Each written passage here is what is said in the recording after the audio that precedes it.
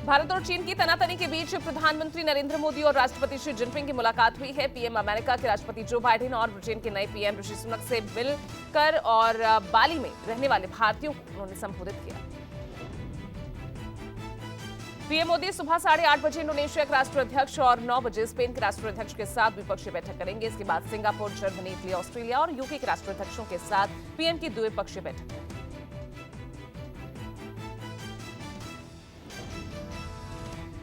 Indonesia में G20 summit में PM Modi ने फ्रांस के राष्ट्रपति इमैनुअल मैक्रों से मुलाकात की। पीएम मोदी ने यूक्रेन युद्ध को रोकने के लिए अपील की। बैठक में माना गया कि इस युद्ध की वजह से वैश्विक अर्थव्यवस्था को नुकसान पहुंच रहा है और मानवता प्रभावित हुई है।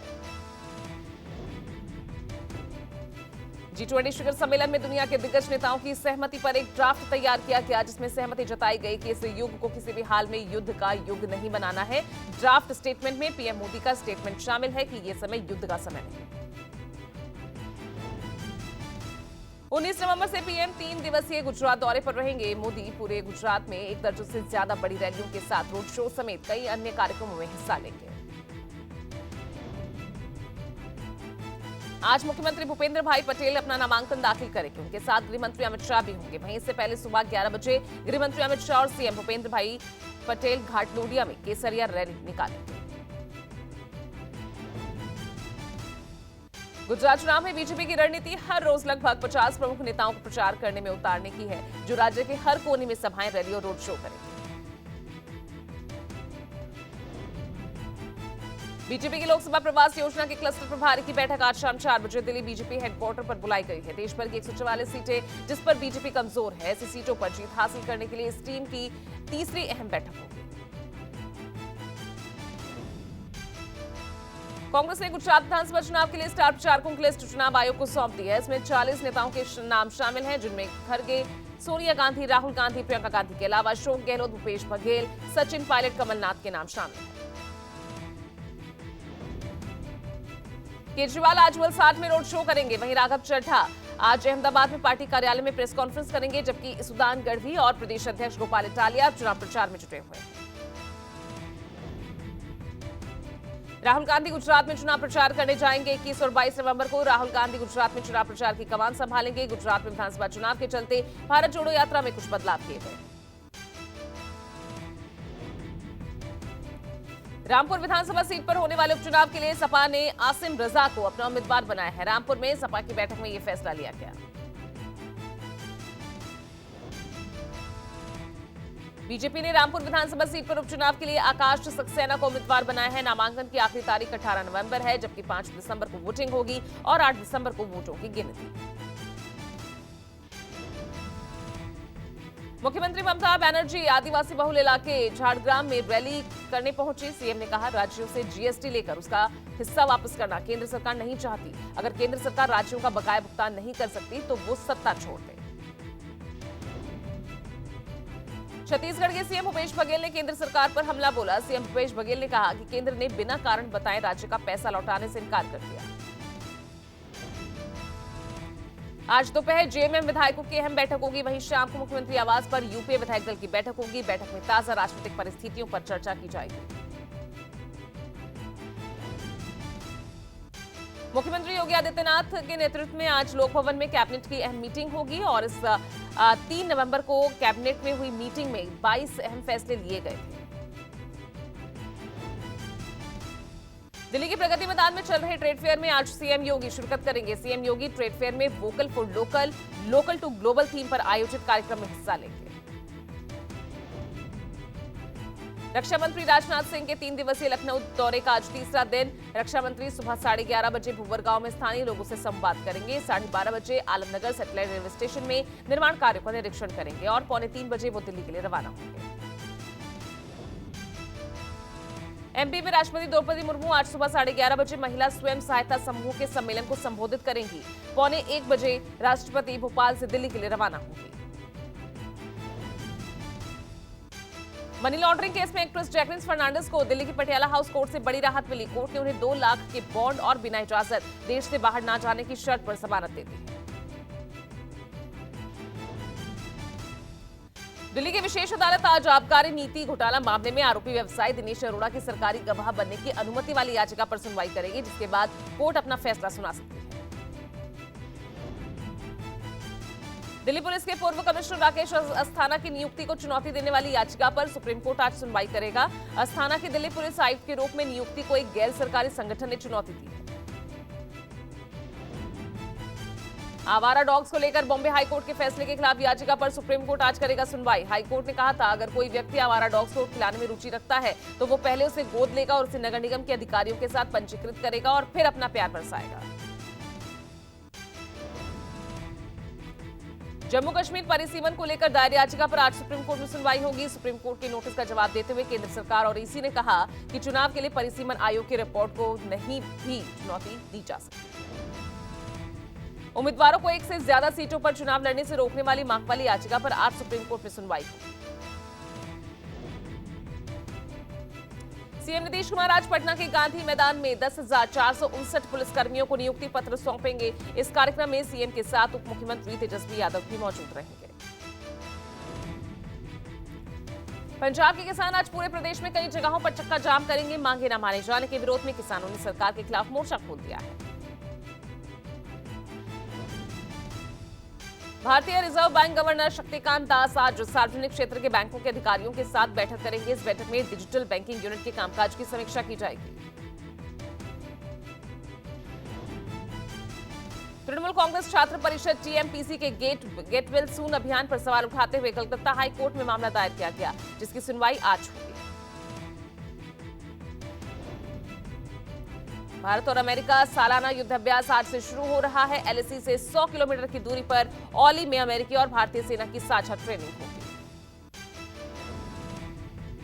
दिल्ली के हाई लेवल श्रद्धा मर्डर केस की जांच अब जॉइंट सीपी की निगरानी में होगी। इस मामले में पुलिस आज आरोपी आफ्ताब के कुछ दोस्तों से पूछताछ कर सकती है।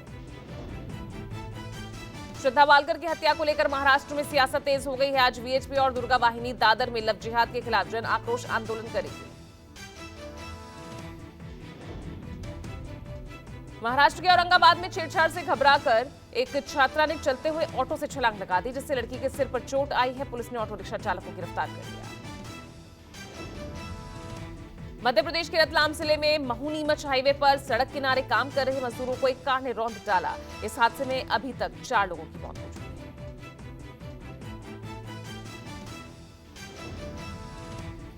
यूपी के आजमगढ़ के कंधारपुर थाना क्षेत्र में एक कुएं में महिला का सिर कटा शव बरामद हुआ है। कुएं में लाश मिलने से गांव में हड़कंप मच गया। पंजाब के जालंधर रेलवे स्टेशन पर एक अटैची से शव मिलने पर हड़कंप मच गया। किसी राहगीर ने अटैची से शव के पैर लटकते देखे थे। बीजेपी प्रत्याशी रघुराज शाक्य आज 11:35 पर नामांकन भरेंगे और आज डिप्टी सीएम केशव प्रसाद मौर्य, प्रदेश अध्यक्ष चौधरी भूपेंद्र सिंह मैनपुरी पहुंचेंगे। दिल्ली के कृष्णानगर थाने के डिस्ट्रिक्ट चेजिंग स्क्वाड ने पिस्तल से लेस 2 लुटेरों को पकड़ा है। लुटेरों पर स्नैचिंग और चोरी के कई मामले दर्ज हैं। राजस्थान के सीकर में नाबालिग को पेड़ से बांधकर बेरहमी से पीटने का मामला सामने आया है। बच्चे पर चोरी का आरोप लगाकर दबंगों ने उसे पीटा। पुलिस के मुताबिक घटना 4 महीने पुरानी। कोयम्बटूर के नीलगिरी जिले में सरकारी बस की एक बाइक से टक्कर हो गई। इस दुर्घटना में लगभग 20 यात्री घायल हो गए। भिंड के दंदरौआ धाम में बड़ा हादसा हुआ। मंदिर गेट पर भीड़ में कुचलने से एक महिला की मौत हो गई। घायलों को अस्पताल में भर्ती कराया गया है। दिल्ली राज्य चुनाव आयोग ने कहा कि एमसीडी चुनाव के लिए 2585 नामांकन हासिल हुए हैं। नामांकन वापस लेने की तारीख 19 नवंबर है।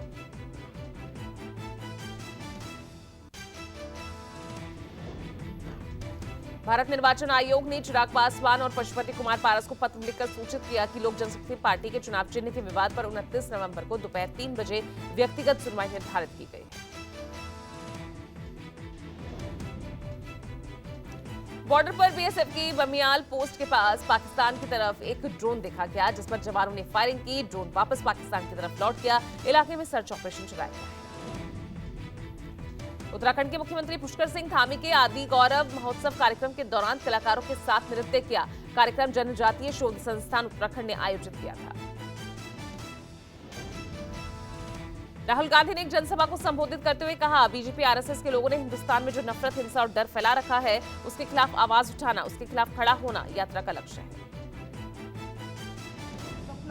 जो बीजेपी के लोगों ने, आरएसएस के लोगों ने हिंदुस्तान में नफरत, हिंसा और डर फैला रखा है, उसके खिलाफ आवाज उठाना, उसके खिलाफ खड़ा होना है। आरएसएस प्रमुख मोहन भागवत ने कहा कि सबके पूर्वज समान है। 40,000 साल पहले से जो भारत था वो मानव समूह आज है, उनका डीएनए 40,000 सालों से समान है और तब से हमारे पूर्वज समान है। खदान हादसे में रेस्क्यू टीम ने 3 शवों को बरामद कर लिया है। इसी के साथ कुल 11 शवों को बरामद किया जा चुका है, जबकि 1 लापता की तलाश जारी है। सूरत पुलिस ने 1.80 करोड़ यानी 1 करोड़ 80 लाख की ड्रग्स और नकद 4 लाख के साथ एक शख्स को गिरफ्तार किया है। सोनभद्र में अज्ञात वाहन की टक्कर से सवारियों से भरी पिकअप पलट गई, जिसमें सवार 2 दर्जन लोग गंभीर रूप से घायल हो गए। राजस्थान के डूंगरपुर में 186 किलो जिलेटिन की जड़ें मिलने से हड़कंप मच गया। पुलिस ने सोम नदी के पास से इन्हें जब्त कर जांच शुरू की। बीरभूम में ग्रामीणों के 2 ग्रुप में जबरदस्त भिड़ंत हो गई। इस दौरान बमबारी में 2 लोग गंभीर रूप से घायल हो गए। प्रयागराज में डेंगू की चपेट में आने से 7 लोगों की मौत हो गई। प्रशासन का दावा कि जिले में डेंगू मरीजों की संख्या कम हो रही है। पंजाब डीजीपी के नेतृत्व में हथियार और ड्रग्स के खिलाफ सर्च ऑपरेशन चलाया गया। लुधियाना में सर्च अभियान के दौरान पुलिस ने 2 मामलों में 12 ग्राम हेरोइन जब्त की। केंद्रीय मंत्री ने निश्चित प्रमाणिक के खिलाफ अरेस्ट वारंट जारी किया गया है। लिपुरद्वार कोर्ट ने उनके खिलाफ गिरफ्तारी का वारंट जारी किया। पटना यूनिवर्सिटी छात्र संघ चुनाव में घमासान जारी है। इस बीच जेडीयू समर्थित अध्यक्ष पद के उम्मीदवार छात्र की गाड़ी अज्ञात लोगों ने क्षतिग्रस्त कर दी। भारतीय कुश्ती संघ की नेशनल रेसलिंग चैंपियनशिप का आयोजन हरिद्वार में किया गया, जिसमें हरियाणा के पहलवानों ने सबसे ज्यादा मेडल अपने नाम किए। झारग्राम दौरे के दौरान सीएम ममता ने चाय की दुकान पर अचानक कार रुकवाकर बच्चों को टॉफीज बांटी। इस दौरान सीएम ने आदिवासियों के साथ नृत्य भी किया। गुजरात के आणंद में केंद्रीय मंत्री स्मृति ईरानी का गोलगप्पा प्रेम देखने को मिला, जब प्रोटोकॉल छोड़ रास्ते पर स्मृति ईरानी ने गोलगप्पे खाए। समाजवादी पार्टी ने अपने स्टार प्रचारकों की लिस्ट जारी कर दी है। स्टार प्रचारकों में शिवपाल यादव को भी जगह दी गई। हार्दिक पटेल ने बीजेपी से वीरमगाम सीट के लिए नामांकन दाखिल किया। वीरमगाम विधानसभा सीट पर 3 लाख मतदाता हैं। टीएमसी कर्मी के घर के पास से 14 क्रूड बम बरामद हुए, उन्हें विस्फोट कर नष्ट किया गया। पटना के एसकेपुरी में एक जिम में अचानक आग लग गई, साथ में पार्लर और कुछ दुकानें भी जलकर खाक हो गई।